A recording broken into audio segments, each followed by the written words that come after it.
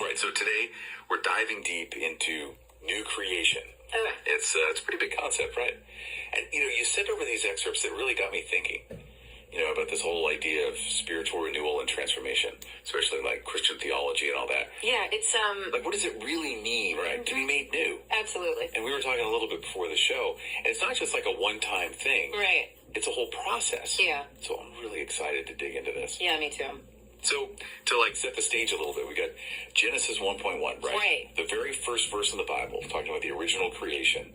And then way over on the other side of the Bible, we have Revelation 1.5, talking about God making all things new. Yeah. So how does that framework help us understand what we're talking about today? Well, I think it's so interesting how the Bible basically starts and ends with these ideas of creation. You have creation at the beginning and this recreation at the end. Mm-hmm. And it really suggests that God's work is always about renewal, about making things new, about bringing life out of what was, once nothing. Yeah. And you see this not just in the physical world, like we talked about with Genesis, but in us too. Okay, yeah. In terms of spiritual transformation. Right, because we're not talking about, God's going to come down and zap us and make us into new physical beings. All right, exactly. So when we talk about spiritual renewal, then, what does that actually mean? What are we talking about? Well, it's like a spiritual rebirth, a change at, our very core. And a really great verse that speaks to this is 2 Corinthians 5.17. Okay. It says, therefore, if anyone is in Christ, the new creation has come. The old has gone. The new is here. Wow, that's powerful. It is, isn't it? It really gets to the heart of transformation. Yeah, it really does. But I have to admit, sometimes I struggle with that. Because, if we're truly new creations in Christ, how can we still struggle with, our old selves? Yeah. It feels like kind of a paradox. Well, and that's a really good question. Yeah. And it makes me think about the fact that this new creation idea, it's not a passive thing. Yeah. It's not something that just happens to us and then boom, we're done. It's an ongoing process. It's active. Okay. I kind of think of it like if you're an artist and you have a canvas that's been painted over and over, and there are all these mistakes, right? Yeah. And now you're given this fresh canvas, you have this amazing opportunity to create something totally new and beautiful, but there's still that temptation to fall back into those old habits, those old patterns. Mm-hmm. You know what I mean? Yeah, I do. So it's not about being instantly perfect. Right. It's about actively working towards being more like Christ. Exactly. I like that, yeah.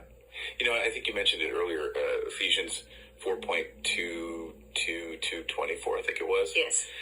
What does that say about, how we actually do that, how we participate in this renewal? Well, that passage really gets into, the practical side of what this transformation looks like. It talks about putting off your old self, those negative patterns and behaviors, and putting on the new self, being like, God, righteous and holy. It's like we're actively trying to be more like God. Okay, so it's not enough to just be like, hey, I'm a new creation, and then just keep doing whatever we were doing before. Right. It's about making a choice. Yeah. It's about being intentional, looking at our thoughts and attitudes and how we react.